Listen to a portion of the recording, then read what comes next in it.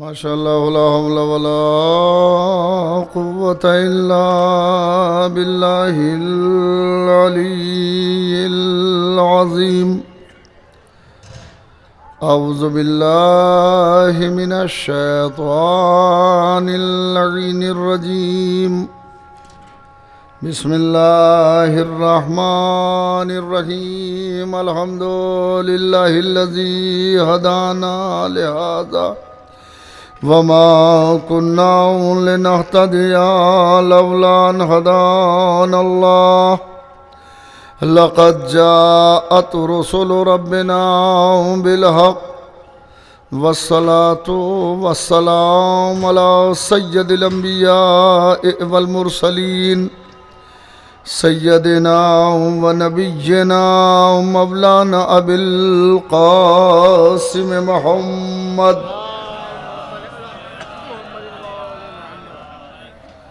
وآله الطيبين الطاهرين المعصومين المظلومين المنتخبين المنتجبين. أما بعد فقد قال الله تعالى في محكم كتابه ومتقن خطابه قوله الحق وهو أصدق القائلين. بسم الله الرحمن الرحيم.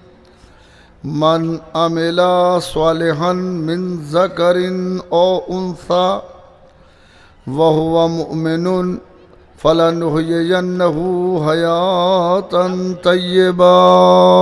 صلوات.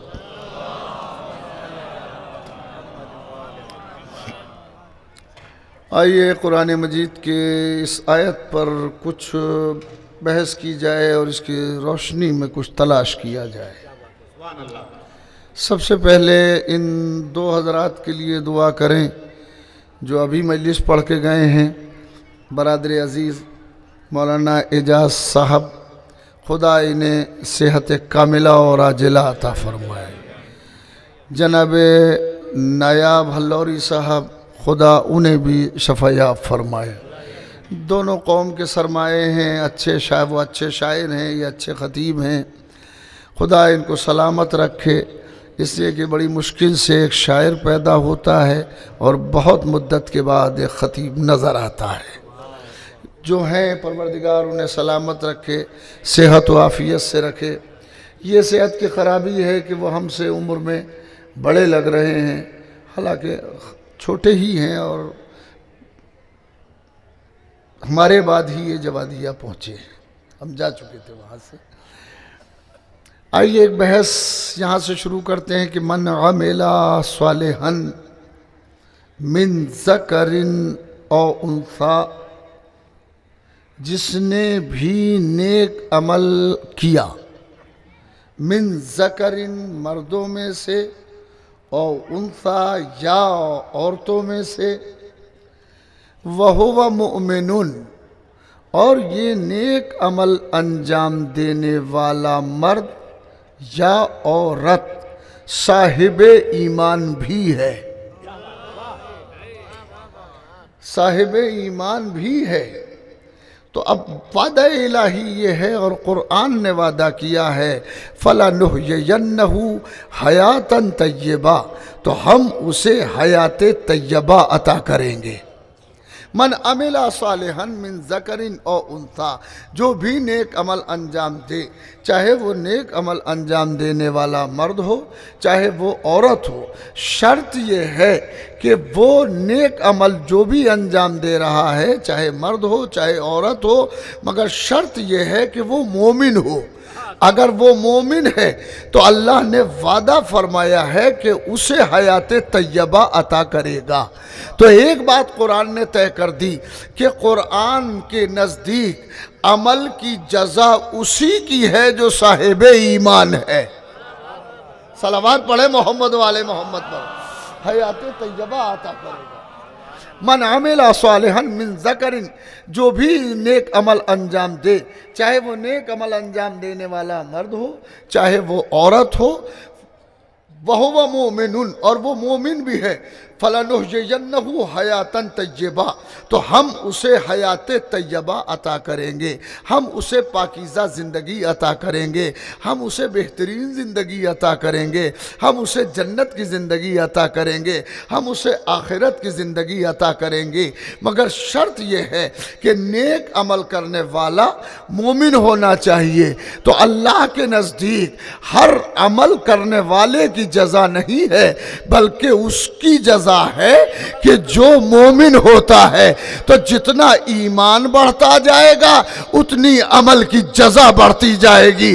انسان کو چاہیے کہ اپنے اندر ایمان کو پیدا کرے، جتنا ایمان ہوگا جزا اتنی ہی اچھی ملے گی، اور آخرت کی جزا ہر ایک کو نہیں ملتی۔ اللہ نے یہ نہیں فرمایا کہ ہم کسی کے عمل کی جزا نہیں دیں گے جو مومن نہیں ہوگا، بلکہ فرماتا ہے کہ حیات طیبہ عطا کریں گے ہم مومن کو۔ اس کے معنی یہ ہوئے کہ اللہ کافر کے بھی عمل کی جزا دیتا ہے، مشرک کے بھی عمل کی جزا دیتا ہے، منافق کے بھی عمل کی جزا دیتا ہے، مگر سب کی جزا دنیا میں دیتا ہے۔ مومن کی جزا دنیا میں بھی دیتا ہے، آخرت میں۔ صلوات پڑھے محمد و آل محمد۔ توجہ ہے آپ کی؟ مومن کے عمل کی جزا دنیا میں بھی ملے گی اور آخرت میں ملے گی۔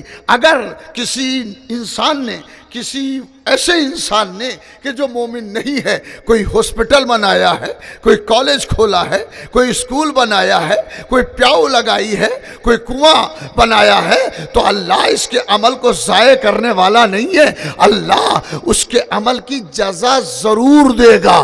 اس لیے کہ ایک انسان نے انسان کے لیے عمل انجام دیا ہے، اور انسان کی قیمت اللہ کی نظر میں بہت بڑی ہے، اس لیے کہ وہ خالق ہے، اپنی پیدا کی ہوئی ہر چیز کو بڑی احتیاط سے دیکھتا ہے اور عمل کو ضائع نہیں ہونے دیتا۔ مگر یہ نہیں کہتا کہ ہم کسی کافر کے عمل کی جزا آخرت میں دیں گے، یہ نہیں کہتا کہ ہم کسی منافق کی عمل کی جزا آخرت میں عطا کریں گے، بلکہ وہ کہتا ہے کہ آخرت میں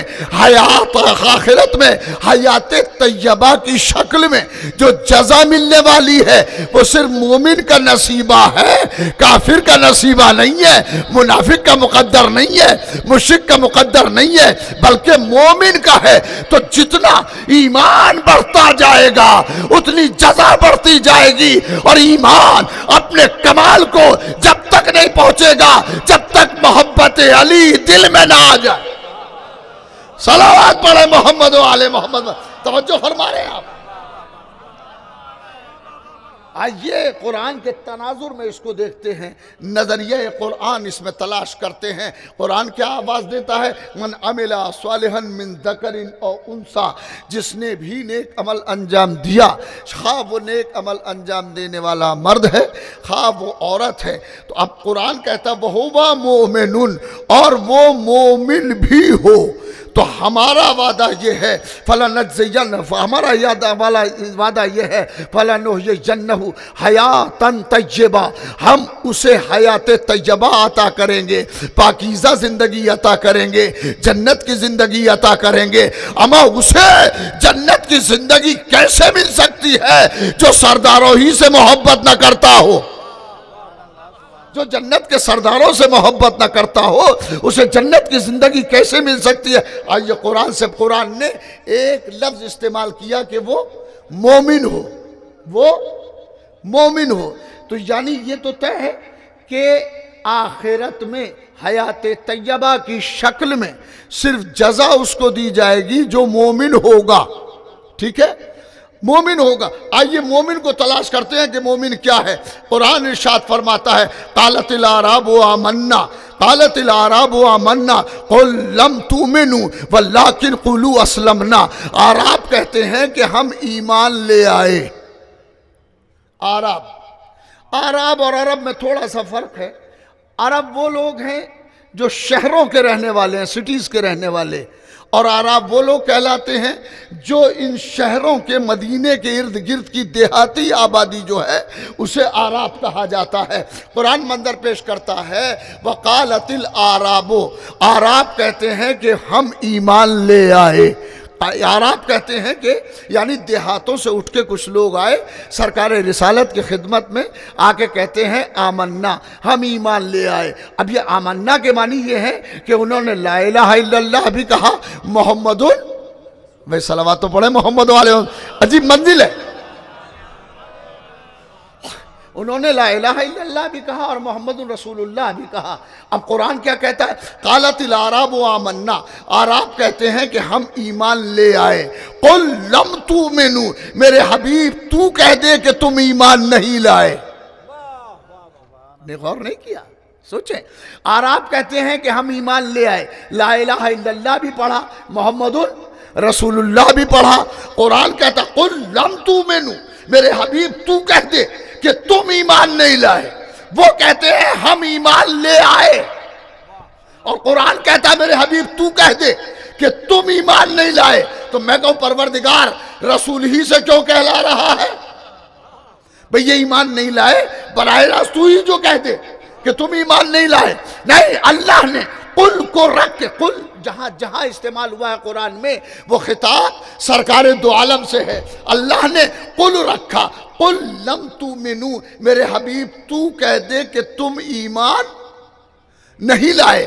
تو میرے حبیب تو کہہ دے، یہ تو کہہ دے کے معنی کیا ہے؟ تو کہہ دے، ارے تو ہی جو کہہ دے۔ جب کہنا ہی ہے تو اللہ خود کیوں نہیں کہتا؟ رسول سے کیوں کہلا رہا ہے؟ ہائے، نہیں غور نہیں کیا، رسول سے کیوں کہلا رہا ہے؟ نہیں، اس کے معنی یہ ہوئے میرے حبیب تو کہہ دے، تو اس کا مطلب یہ ہوا قرآن نے طے کر دیا کسی کا ایمان اسی وقت معتبر ہوگا جب رسول کی مہر لگ جائے۔ صلوات پڑھے محمد و آل محمد، توجہ فرمائے نا۔ جب تک رسول کی مہر نہ لگ جائے کسی کا ایمان معتبر نہیں ہوگا۔ کسی کے لکھ دینے سے یہ نہیں ہوتا کہ ہم مومن ہیں یا فلاں مومن ہے۔ رسول کہہ دے کہ یہ مومن ہے، آل رسول کہہ دے کہ یہ مومن ہے تو اسے مومن مانا جائے گا۔ صلوات پڑھے محمد و آل محمد۔ سنیے، یہ بحث ہے، اسے اذہان عالیہ میں رکھیے گا۔ قالت الاعراب آمنا، اعراب کہتے ہیں کہ ہم ایمان لے آئے، وہ کہہ رہے ہیں کہ ہم ایمان لے آئے۔ قرآن کہہ رہا قل لم تؤمنوا، میرے حبیب تو کہہ دے کہ تم ایمان نہیں لائے۔ وہ کہہ رہے ہیں ایمان لے آئے۔ یہاں حکم ہے رسول سے کہ کہہ دو کہ تم ایمان نہیں لائے۔ عجیب بات ہے، وہ سمجھ رہے ہیں ہم مومن ہو گئے، اور قرآن کہہ رہا ہے میرے حبیب کہہ دے کہ تم ایمان نہیں لائے۔ تو اب ان کی حیثیت کیا ہے؟ وہ خود کو مومن سمجھ رہے ہیں اور قرآن مومن انہیں مانتا نہیں ہے، تو اب ان کی حیثیت کیا ہے؟ حیثیت قرآن نے معین کی۔ قالت الاعراب آمنا، پیغام کے طور پہ لے کے جائیے گا، عجیب بات کہنے جا رہا ہوں۔ قالت الاعراب آمنا، اعراب کہتے ہیں کہ ہم ایمان لے آئے۔ قل لم تؤمنوا، میرے حبیب تم کہہ دو کہ تم ایمان نہیں لائے۔ ولیکن قولوا اسلمنا، ہاں تم یہ کہہ سکتے ہو کہ ہم اسلام لے آئے۔ قرآن نے طے کر دیا اسلام اور ہے، ایمان اور ہے۔ لا الہ الا اللہ محمد الرسول اللہ اسلام کی طرف لے جاتا ہے، ایمان کی سرحدوں میں داخل۔ صلوات پڑھے محمد و آل محمد۔ توجہ ہے آپ کی؟ آواز بلند آ رہے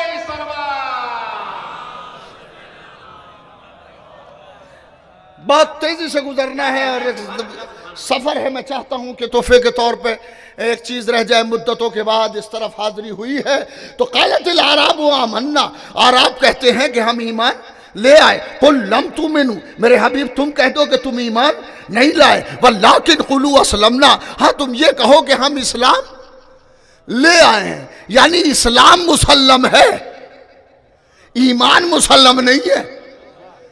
تو اب ایمان کیسے مسلم ہوگا؟ قرآن نے وہ بھی طے کیا۔ پھر آیت پڑھ رہا ہوں، قل لم تؤمنوا، میرے حبیب تم کہہ دو کہ تم ایمان نہیں لائے۔ ولیکن قولوا اسلمنا، تم یہ کہو کہ ہم اسلام لے آئے۔ ولما يدخل الایمان فی قلوبکم، ایمان تو ابھی تمہارے دلوں میں داخل بھی نہیں ہوا ہے۔ نہیں غور نہیں کیا آپ نے؟ ایمان تو ابھی تمہارے دلوں میں داخل بھی نہیں ہوا ہے. قرآن نے طے کر دیا جو لا الہ الا اللہ محمد الرسول اللہ کی شکل میں زبان تک رہ جائے اسے اسلام کہتے ہیں، جو عقیدہ بن کے دل میں اتر جائے. ارے غور فرما، اللہ اکبر اللہ اکبر. میں مل جل کے صلوات پڑھیں محمد و آل محمد پر. دیکھیں یہ لفظیں میری طرف سے نہیں ہے، سب قرآن میں ہے. سب قرآن میں ذرا سا کھنگال کے دیکھیں اور تلاش کر کے دیکھیں، قرآن میں ہر رابطہ بھی ہے اور راستہ بھی ہے. قُلْ لَمْ تُؤْمِنُوا، میرے حبیب تم کہہ دو کہ تم ایمان نہیں لائے. وَلَٰكِنْ قُولُوا أَسْلَمْنَا، تم یہ کہو کہ ہم اسلام لے آئے. وَلَمَّا يَدْخُلِ الْإِيمَانُ فِي قُلُوبِكُمْ، ایمان تو ابھی تمہارے دلوں میں داخل بھی نہیں ہوا ہے. اس کا مطلب یہ ہوا جو لفظوں کی شکل میں زبان تک رہ جائے وہ اسلام ہے، جو دل میں اتر جائے، ارے غور تو کرے، وہ ایمان ہے. تو ایک بات قرآن نے طے کر دی، اسلام زبان پر رہتا ہے، ایمان دل میں رہتا ہے. اب کسی کے دل میں اترنا آسان کام نہیں ہے. اسلام کا مرکز زبان ہے، اسلام کا مرکز کیا ہے؟ اور ایمان کا مرکز، ایمان کا مرکز دل ہے. ایمان دل میں ہے، دل میں رہتا ہے، اور اسلام زبان پہ رہتا ہے. تو قرآن نے ایک بات تو طے کی نا بہت اہم، کہ ایمان دل میں ہوتا ہے. ایمان کہاں ہوتا ہے؟ دل میں ہوتا ہے. کوئی آدمی یہ طے کر کے بتا سکتا ہے کہ فلاں آدمی کے دل میں میرے لیے یہ ہے؟ کوئی بتا سکتا ہے؟ کوئی نہیں. اچھا دل میں کوئی ونڈو ہے کہ اس میں جھانک کے دیکھ لے کہ کیا ہے؟ دل میں کوئی دروازہ لگا ہوا ہے کہ دروازہ بھی نہیں ہے، ونڈو بھی نہیں ہے، تو وہ جھانکا تو جا نہیں سکتا، چھانک نہیں سکتے، وہاں دیکھ نہیں سکتے. اچھا تو پھر دیکھ نہیں سکتے جہاں، وہاں اتریں گے کیسے؟ ہائے ہائے، ارے صلوات پڑھے محمد والے محمد. کیا خیال ہے؟ بھئی جہاں دیکھ نہ سکتا ہو آدمی وہاں اترے گا کیسے؟ اترنا محال ہے، اتر ہی نہیں سکتا. تو جہاں پر دیکھنا محال ہو وہاں اترنا مشکل، اور ایمان ہوتا ہے دل میں. بہت اہم بات کہنے جا رہا ہوں، ایمان ہوتا ہے دل میں. دل کسی نے آج تک کسی کا دیکھا نہیں، کوئی اترا نہیں. ارے خدا نہ خواستہ ایک آدھ کوئی دل میں اترتا ہے، ہر آدمی دل میں کہاں اترتا ہے؟ صلوات پڑھے محمد و آل محمد پر. اللہ اکبر اللہ اکبر.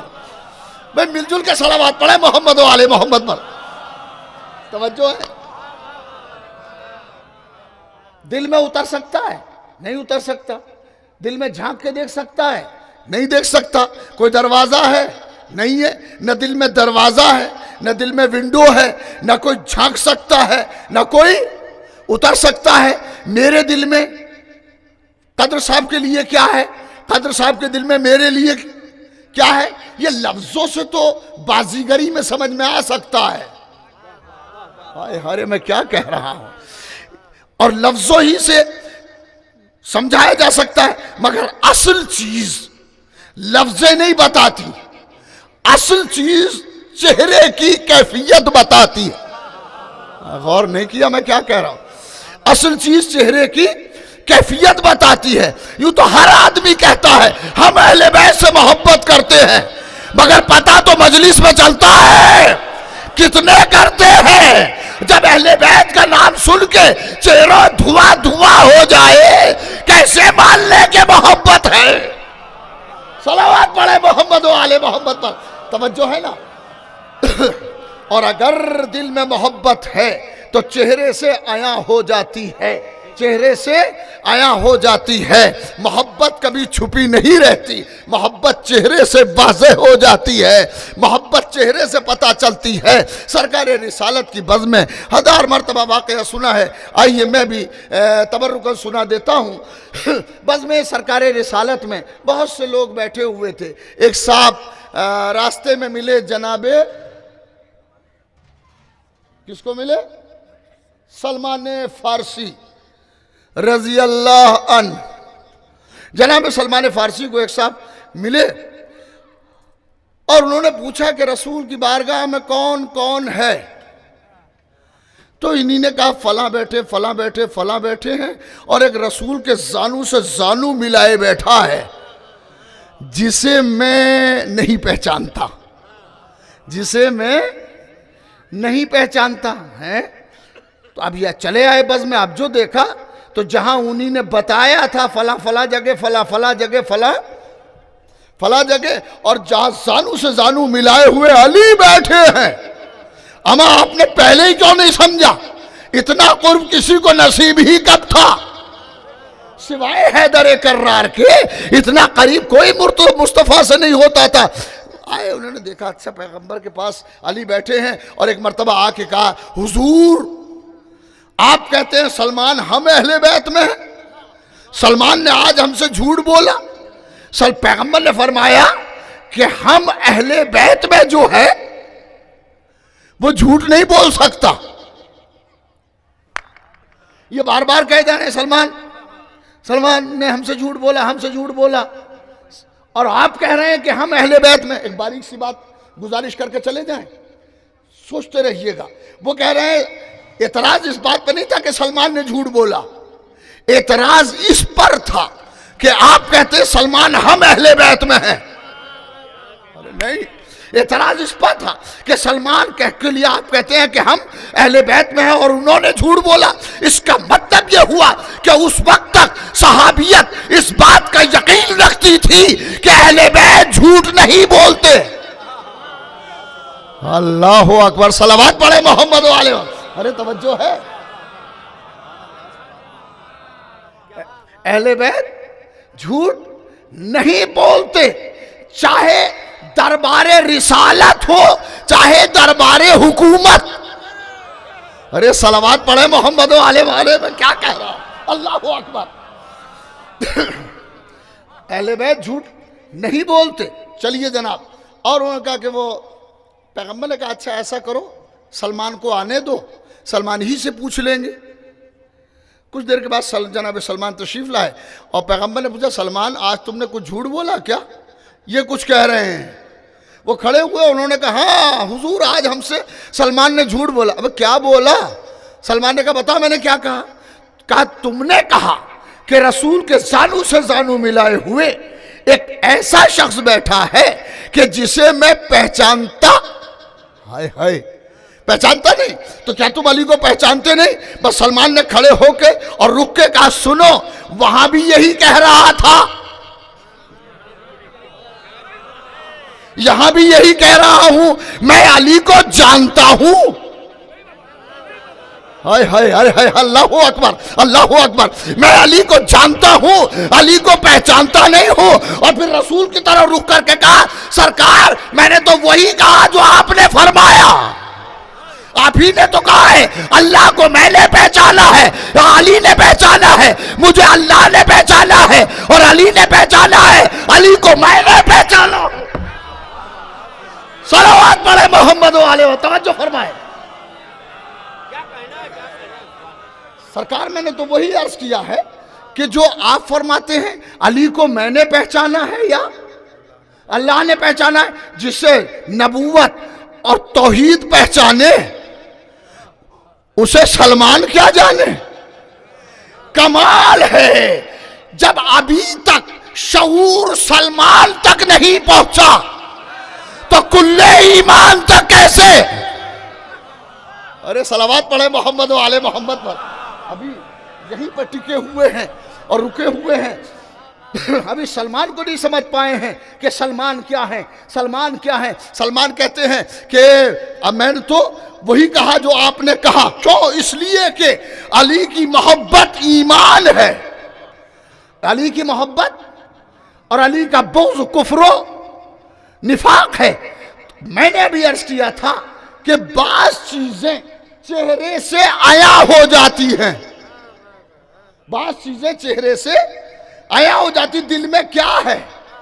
میں ایک ایسا آدمی آئے جس سے آپ کے تعلقات اچھے نہ ہو، دیکھتے ہی چہرہ بدل جائے گا، فطرت ہے۔ ایک آدمی ایسا آئے جس سے آپ کے تعلقات بہت پیارے ہوں تو فوراً کھڑے ہو جائیں گے، ملیں گے، چہرے پہ بشاشت ہو جائے گی۔ تو یہیں سے تو پتا چلتا ہے کہ دل میں کس کے کیا ہے۔ دل میں اتر تو کوئی نہیں سکتا، مگر یہ پتا چل جاتا ہے کہ دل میں کس کے کیا ہے۔ اب سمجھ میں آیا کہ مجلسوں میں ذکر علی کیوں کیا جاتا ہے، تاکہ پتا چل جائے کون مولا والا ہے۔ صلوات پڑھے محمد و آل محمد پر۔ توجہ ہے آپ کی؟ اچھا، فیصلہ کن ایک جملہ کہنے جا رہا ہوں اور اذہان عالیہ کو میری طرف ملتفت رکھیے گا، اور بات بڑی اہم ہے کہ ایمان کہاں رہتا ہے؟ ایمان رہتا ہے دل میں۔ دل میں کسی کے کوئی اترا نہیں، دل میں کسی نے جھانک کے نہیں دیکھا، دل میں کوئی دروازہ نہیں ہے۔ تو یہی تو معیار ہے، یہیں سے سمجھنا چاہیے کہ جب دل میں کوئی اتر نہیں سکتا تو وہ کون سا محدث تھا، وہ کون سا مورخ تھا، وہ کون سا مفسر تھا جو ابو طالب کے دل میں اتر گیا؟ ارے نے غور نہیں کیا؟ اللہ اکبر، اللہ اکبر۔ وہ کون سا مفسر و مورخ تھا جو ابو طالب کے دل میں اتر گیا اور اس نے دیکھ لیا کہ یہاں ایمان نہیں ہے؟ ارے ایمان چہروں پہ نہیں ہوتا، دلوں میں ہوتا ہے۔ صلوات پڑھے محمد و آل محمد پر۔ توجہ ہے؟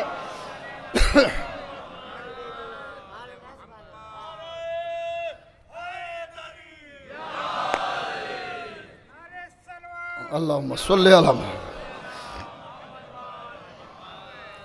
ایمان ہوتا ہے دل میں۔ آئیے، یہ قدر بھائی نے بھی اور اعجاز صاحب نے بھی، میں کبھی کبھی شعر کہہ لیتا ہوں یا ہو جاتے ہیں۔ آئیے 2-3 شعر سناتا ہوں۔ پوچھتی ہے ہم سے دنیا کیا ابو طالب کا ہے؟ ارے باقی دنیا ہے تو یہ صدقہ ابو طالب کا ہے۔ پوچھتی ہے ہم سے دنیا کیا ابو طالب کا ہے، باقی دنیا ہے تو یہ صدقہ۔ اور اس کی دلیل ملاحظہ فرمائے کہ جس کے دم سے رونقیں باقی ہیں عرش و فرش کی، جس کے دم سے رونقیں باقی ہیں عرش و فرش کی، پردہ غیبت میں ایک بیٹا۔ ہائے ہائے ہائے بھائی، صلوات پڑھے محمد و آل محمد پر۔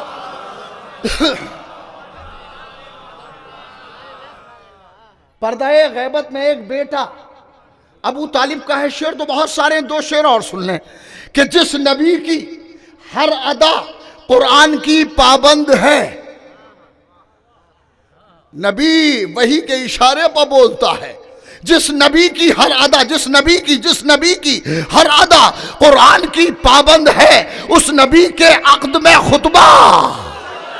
ارے کیا کہہ رہا ہوں بھائی؟ اللہ اکبر، اللہ اکبر۔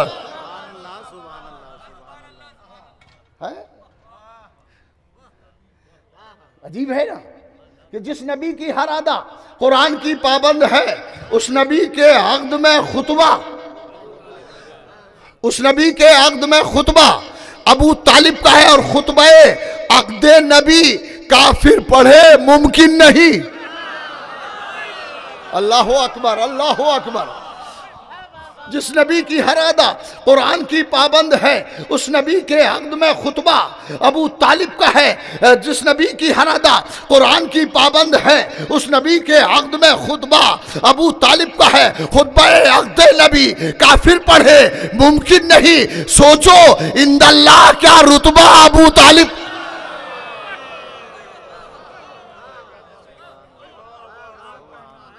سوچو اند اللہ بھائی، ایک آخری شعر سن لیں کہ جس نبی کی ہر ادا قرآن کی پابند ہے، اس نبی کے عقد میں خطبہ ابو طالب کا ہے، خطبہ عقد نبی کافر پڑھے ممکن نہیں۔ سوچو اند اللہ کیا رتبہ ابو طالب کا ہے۔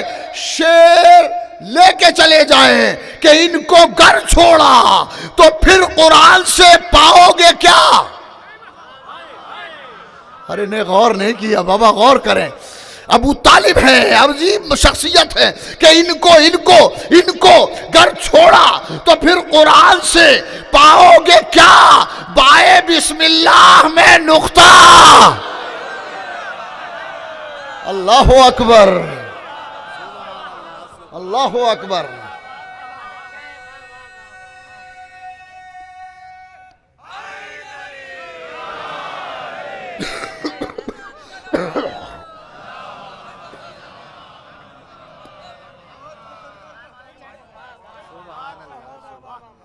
ان کو گھر چھوڑا تو پھر قرآن سے پاؤ گے کیا؟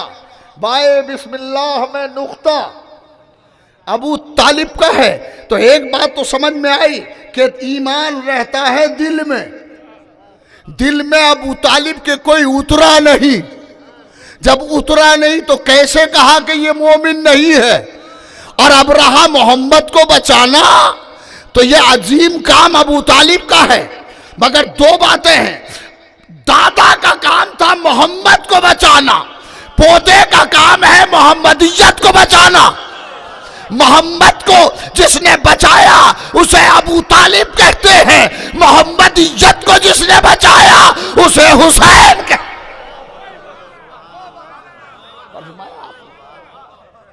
قرآن آواز دے رہا ہے، قرآن آواز دے رہا ہے۔ ایمان کیا ہے؟ قالت الاعراب آمنا قل لم تؤمنوا ولکن قولوا اسلمنا ولما يدخل الایمان فی قلوبکم۔ ارے ایمان تمہارے دلوں میں ابھی داخل بھی نہیں ہوا ہے، داخل بھی نہیں ہوا ہے۔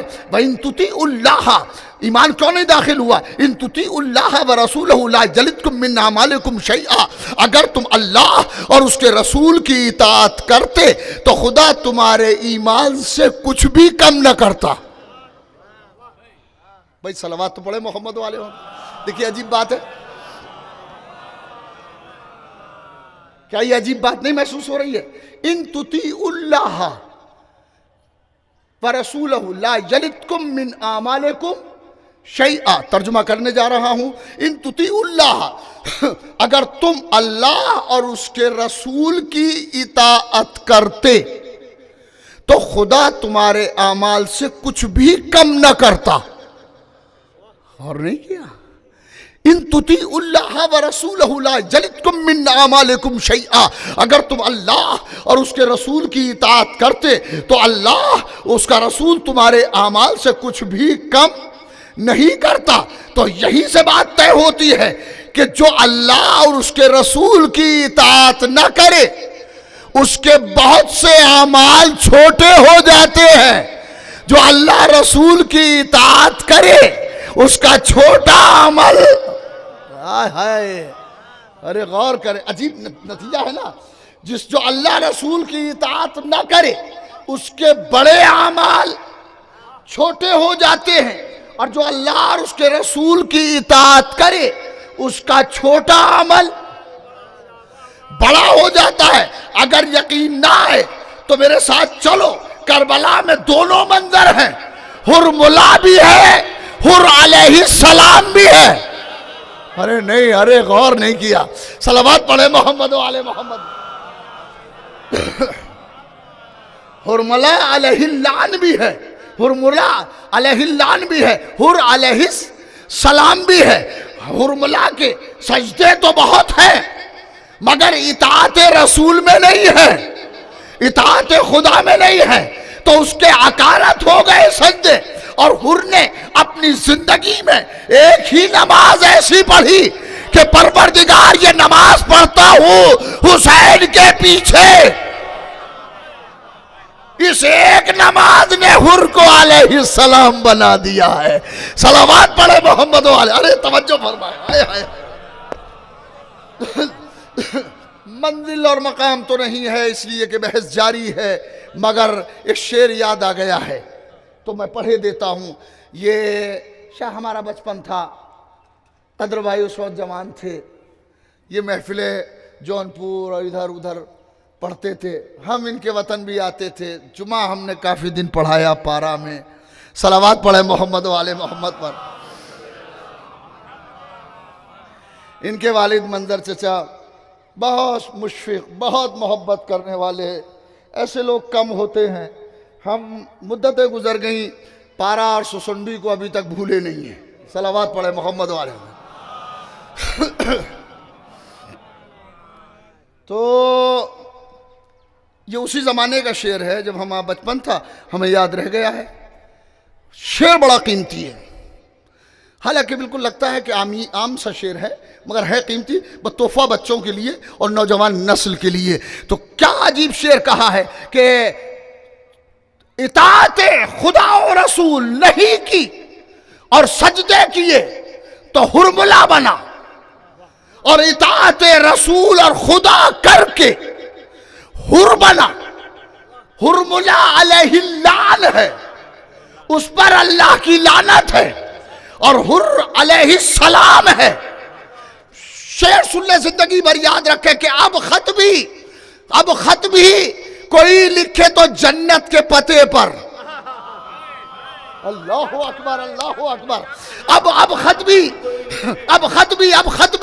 کوئی لکھے تو جنت کے پتے پر. اب خط بھی کوئی لکھے تو جنت کے پتے پر. ہر شہر جہنم کا مکان چھوڑ چکا ہے. اللہ اکبر، اللہ اکبر. کیا کہنا ہے، کیا کہنا ہے. جزاک اللہ. صلوات پڑھے محمد و آل محمد. اللہ اکبر. اب خط بھی کوئی لکھے تو جنت کے پتے پر. اور شہر جہنم کا مکان چھوڑ چکا ہے. کیا کہنا ہے، سبحان اللہ. عجیب کیفیت کا شعر ہے. جہنم کا مکان چھوڑ دیا. جہنم میں نہیں، کیوں؟ اطاعت رسول. اس لیے کہ اسلام کچھ بھی نہیں ہے. اسلام کچھ بھی نہیں ہے. اطاعت خدا و رسول کا نام اسلام ہے. نہیں، غور نہیں کیا.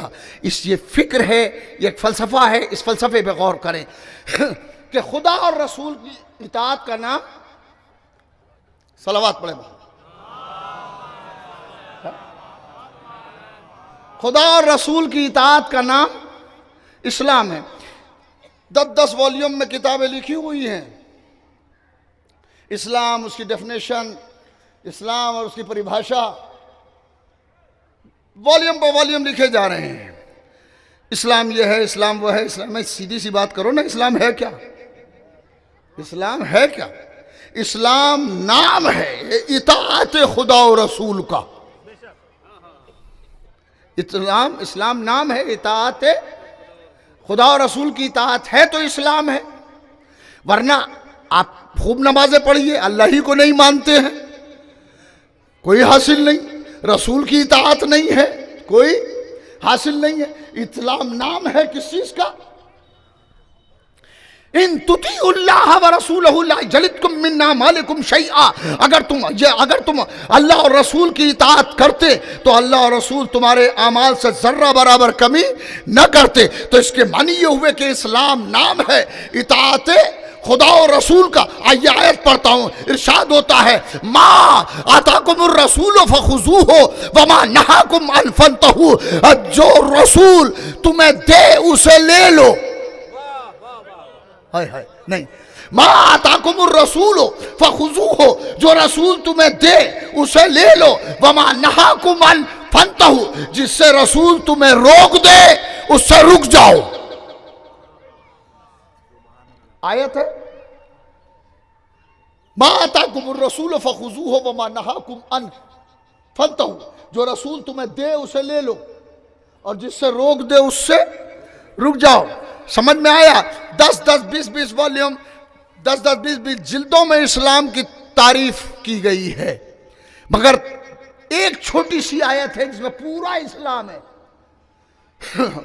پورا اسلام. اسلام کیا ہے؟ ما آتاکم الرسول فخذوہ، جو رسول تمہیں دے اسے لے لو، جس سے رسول روک دے اس سے رک جاؤ، یعنی جو رسول دے اس کا لینا اسلام، اور جس سے رسول روک دے اس سے رک جانا اسلام۔ یعنی جو رسول دے رہا ہے اسے لینا اسلام ہے، اور جس سے رسول روک رہا ہے اس سے رک جانا اسلام ہے۔ اپنی مرضی کا نام اسلام نہیں ہے۔ ارے ہائے ہائے، رسول کی پیروی کو اسلام کہتے ہیں، خواہش کی پیروی کو اسلام نہیں کہتے۔ مثلا قصر ہوتا ہے، کسی نے کہا کہ وہ زمانہ تھا کہ جب پیدل لوگ چلا کرتے تھے قصر ہوتا تھا، اب قصر کی کوئی ضرورت نہیں ہے، ہم تو پلین سے جا رہے ہیں، بنارس سے بیٹھیں گے 1 گھنٹہ 30 منٹ کی جرنی ہے، دلی اتر جائیں گے جا کر کے، اب روزہ رکھ کے چلیں گے۔ اما آپ اپنی مرضی سے روزہ تھوڑی رکھ رہے ہیں، آپ روزہ رکھ رہے ہیں اللہ رسول کی اطاعت میں، تو پھر رکھنا بھی انہی کے حکم سے ہے اور کھولنا بھی انہی کے حکم سے ہے۔ یہ عجیب سی کیفیت ہے۔ بعض لوگ آپ کو کہتے ملیں گے وہ زمانے تھے، ایسا لگتا ہے اللہ میاں کو پتہ ہی نہیں تھا کہ کبھی ہوائی جہاز بھی چلے گا۔ صلوات پڑھے محمد و آلہ محمد۔ ما آتاکم الرسول فخذوہ وما نہاکم عنہ فانتہوا، جو رسول تمہیں دے اسے لے لو، اور جس سے روک دے اس سے رک جاؤ۔ یعنی جو دے اس کا لینا اسلام ہے، اور جس سے روک دے اس سے رک جانا اسلام ہے۔ اسلام اور کسی شے کو نہیں کہتے، اطاعت خدا اور رسول کو کہتے ہیں۔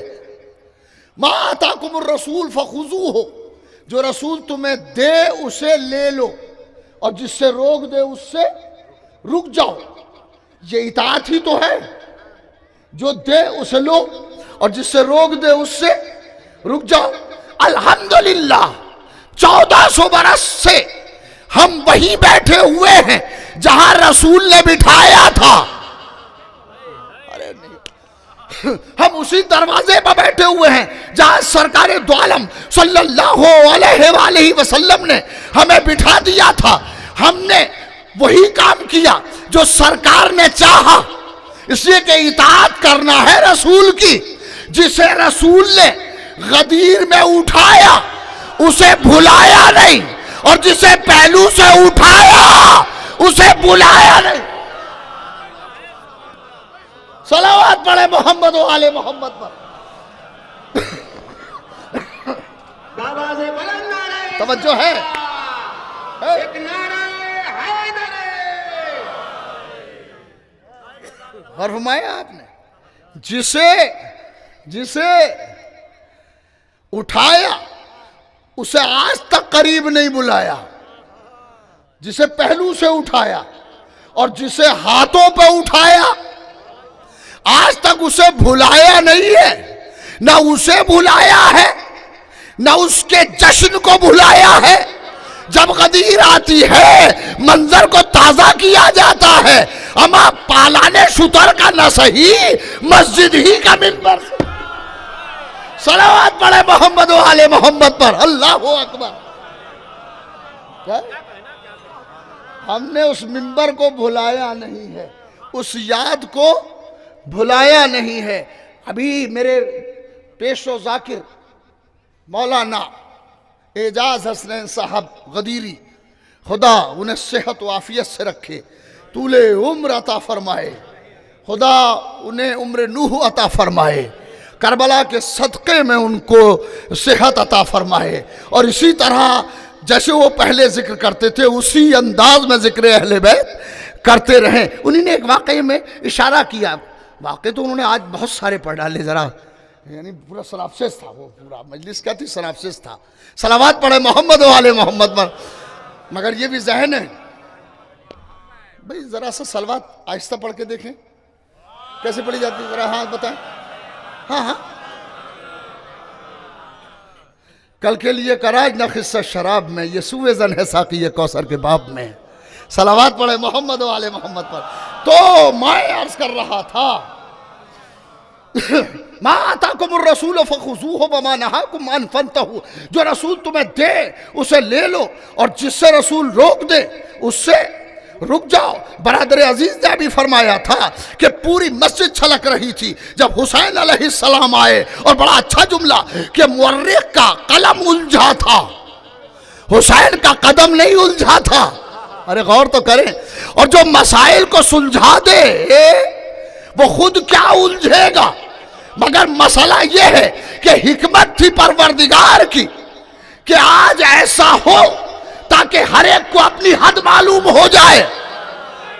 ارے غور نہیں کریں، غور کریں بھائی، ہر ایک کو اپنی حد معلوم ہو جائے۔ آپ اندازہ کریں، یہ مسجد چھلک رہی ہے، سرکار منبر سے خطبہ ارشاد فرما رہے ہیں، جب حسین علیہ السلام وہاں سے چلے ہوں گے اور حسین درمیان میں، جو وہ مورخ نے لکھا ہے، صلوات پڑھے محمد و آل محمد پر، ویسا ہوا تو مورخ نے لکھا کہ رسول نے خطبہ چھوڑا۔ خطبہ جمعہ آفیشیل ورک ہے، غور ہی نہیں کیا نا، آفیشیل ورک ہے، پرسنل لائف نہیں ہے کہ حضور پرسنل لائف میں منبر چھوڑ کے چلے گئے۔ یہیں سے پتا چلتا ہے کہ حسین ہے کیا۔ خطبہ جمعہ چھوڑ کر سرکار پہنچے اور خطبہ چھوڑ کے اٹھایا حسین کو۔ حالانکہ اگر کسی سے بھی کہتے تو کوئی بھی فخریہ اٹھا دیتا، میں کہتا ہوں رسول نے نہیں کہا تھا، خود ہی اٹھا دیتے، خود بھی تو اٹھا سکتے تھے بھائی، اتنی تو ہمدردی ہوگی، مگر وہ جانتے تھے کہ حسین کو ہم نہیں اٹھا سکتے، اسی لیے تو آج مجمع میں گرے ہیں تاکہ پتا چل جائے تم اور ہو ہم۔ ارے غور کریں بھائی، غور کریں، رسول نے خطبہ چھوڑا، خطبہ چھوڑنے کے بعد منبر پر آ کے فرمایا یہ حسین ہے، اسے پہچانو۔ یہ پہچاننے کے معنی کیا ہے؟ یہ معنی یہی ہے کہ جس کی خاطر میں خطبہ چھوڑ سکتا ہوں۔ صلوات پڑھے محمد و آل محمد پر۔ آج اسی پہچان کی خاطر ہم حسین کو پلکوں پر بٹھائے ہوئے، آج تک حسین کو بھولے نہیں ہیں، نہ اس بن کو بھولے ہیں جس میں حسین ریگزار، تپتی ہوئی ریگزار، تپتے ہوئے صحرا میں امتحان دے رہے تھے۔ فاطمہ کا لال، پیاس کی شدت۔ کبھی آپ سوچیں کہ تڑپتے ہوئے بچے، بلکتے ہوئے بچے، جو بچے پانی پانی کر رہے ہیں، حسین کا کون سا کلیجہ تھا کہ حسین علیہ السلام اسے برداشت کر رہے تھے۔ یہ ننھا سا اصغر جھولے میں تڑپ رہا ہے، ننھی سی سکینہ پھوپھی کا دامن پکڑ کے کہہ رہی ہے پھوپھی اماں یہ اصحاب کے بچے آئے پانی مانگ رہے ہیں۔ بس غور کریں، عزاداران مظلوم کربلا، حسین وہ شخصیت ہے کہ جسے رسول نے اٹھایا، حسین وہ شخصیت ہے کہ جسے فاطمہ زہرا نے چکی پیس پیس کے پالا ہے۔ عزائے زہرا کا زمانہ ابھی قریب گزرا ہے تو جی چاہتا ہے کہ ایک روایت وہیں سے پڑھ دیتا ہوں کہ بی بی کی جب رحلت کا وقت آیا تو زینب کو اپنے قریب بلا کے کہا زینب میرے حسین کا خیال رکھنا، زینب میرے حسین کا خیال رکھنا، زینب اگر میں نے چکی پیسی ہے تو حسین کو گودی میں لٹا لیا ہے، اے زینب اگر حسین کہیں گرا ہے تو میں نے اٹھا لیا، اے زینب میرے حسین کو پیاس بہت لگتی ہے، میرا حسین رات کو اٹھ کے پانی مانگتا ہے، زینب میرے حسین کا خیال رکھنا، میرا حسین پانی بہت مانگتا ہے، اے زینب میں پانی سرانے رکھ کے سوتی ہوں کہ کہیں میرے لال کو کچھ تاخیر نہ ہو جائے، میرے لال کو کچھ دیر نہ ہو جائے، پیاس بے قرار نہ کر دے، اے زینب میرے حسین کا خیال رکھنا۔ عزاداران مظلوم کربلا کہ جب حسین آخری رخصت کو آئے ہوں گے خیمے کے در پر پپڑائے ہوئے ہونٹ، عجب نہیں زینب نے بقیع کا رخ کیا ہو اور آواز دی ہو اماں میرا حسین پیاسا ہے، اماں زینب اتنی مجبور کہ اپنے بھائی کو ایک قطرہ پانی نہیں پلا سکتی۔ جزاکم ربکم اجرکم اللہ۔ امام حسین علیہ السلام جب بطن مادر میں ہیں، ایک روز ماں نے باپ سے کہا بابا یہ بچہ جو میری بطن میں ہے یہ مجھ سے باتیں کرتا ہے، اور بابا 3 باتیں ایسی کہتا ہے کہ میرا دل تڑپ جاتا ہے۔ بابا ایک بار یہ کہتا ہے اماں میں پیاسا ہوں، بابا میں تڑپتی ہوں اور میں سوچتی ہوں کہ میرا لال اسے بھوک محسوس ہو رہی ہوگی، پیاس لگ رہی ہوگی، اس لیے یہ کہہ رہا ہے کہ اماں میں پیاسا ہوں۔ رسول کی آنکھوں میں آنسو جھلملانے لگے۔ ہاں بیٹی دوسری بات کیا کہتا ہے؟ تو فاطمہ زہرا فرماتی ہیں بابا یہ دوسری بار کہتا اماں میں عریان ہوں، اماں یعنی میرے پاس لباس نہیں ہے۔ تو اے بابا میں سوچتی ہوں کہ ابھی میرا بچہ میرے بطن میں ہے، یہ لباس کو ڈھونڈ رہا ہے، مگر بابا تیسری بات جو کہتا ہے میرا کلیجہ پھٹ جاتا ہے۔ بابا یہ تیسری مرتبہ کہتا ہے اماں میں پامال ہوں، اماں میں پامال ہوں۔ تو اے بیٹی بس یہ کہہ کے فاطمہ رونے لگی۔ رسول نے کہا بیٹی یہ آج کے لیے نہیں کہتا، یہ تینوں جملے مستقبل کے لیے بول رہا ہے۔ تیرا لال حسین میرے دین کو بچانے کے لیے نکلے گا، اسلام کو بچانے کے لیے نکلے گا۔ اور پھر فرماتے ہیں اے علی فاطمہ کے بازو پکڑ لو، اور نبی نے اب بیان کرنا شروع کیا۔ اے بیٹی یہ پہلی بار کہتا ہے اے اماں میں پیاسا ہوں، تو یہ بچہ کربلا میں جائے گا میرا دین بچانے کے لیے، اس پر 3 دن کی پیاس ہوگی، یہ 3 دن کا بھوکا پیاسا ہوگا، اس وقت کے لیے کہتا اماں میں پیاسا ہوں۔ اور اے بیٹی اس کی شہادت کے بعد اس کے کپڑے اتار لیے جائیں گے، یہ اس وقت کو کہتا اماں میں عریان ہوں۔ اور بیٹی شہید کیا جائے گا، کپڑے اتار لیے جائیں گے، اور اس کے بعد اس کی لاش پہ گھوڑے دوڑائے جائیں گے۔ اسی لیے کہتا ہے اماں میں پامال ہوں، ہائے فاطمہ کا لال دشت کربلا، زینب میرے حسین کا خیال رکھنا۔ یہ ساری وصیتیں زینب کو کر کے چلی ہے فاطمہ۔ زینب میرے حسین کو پیاس بہت لگتی۔ بس راوی کا ایک بیان سن لے۔ حسین علیہ السلام زمین کربلا پر ہیں، سر سید الشہداء جدا ہو چکا ہے۔ زینب لاش حسین پر پہنچی، اور اب زینب جھکی تاکہ لاش کا بوسہ لے لے، مگر زینب سیدھی کھڑی ہو گئی، اور کھڑی ہو کے آسمان کا رخ کر کے کہا پروردگار میں چاہتی تھی کہ حسین کے جسم کا بوسہ لوں، مگر میرا حسین کا بدن زخمی ہے، زینب کہاں کا بوسہ لے۔ صاحب ریاض القدس لکھتے ہیں کہ زینب آخری بار جھکی اور یہ کہہ کے پروردگار تو گواہ رہنا کہ بہن کٹی ہوئی گردن کا بوسہ لے رہی ہے۔ زینب نے حسین کی گردن کا بوسہ لیا۔ ایک روایت ہے، ایک واقعہ، حسین علیہ السلام کی لاش پر زینب، اور اب زینب نے حسرت سے حسین کے لاشے کو دیکھا۔ یہ وہ وقت ہے کہ جب زینب کی چادر چھن چکی ہے۔ زینب قریب آئی لاش حسین کے، اور لاش حسین کے قریب آنے کے بعد زینب ایک بات یاد دلاتی ہے، بھیا ایک وقت تھا کہ میں صحن خانہ میں لیٹی ہوئی تھی، تم باہر سے آئے، مجھے دیکھا کہ میں دھوپ میں ہوں، تو تم دامن کا سایہ کر کے کھڑے ہو گئے۔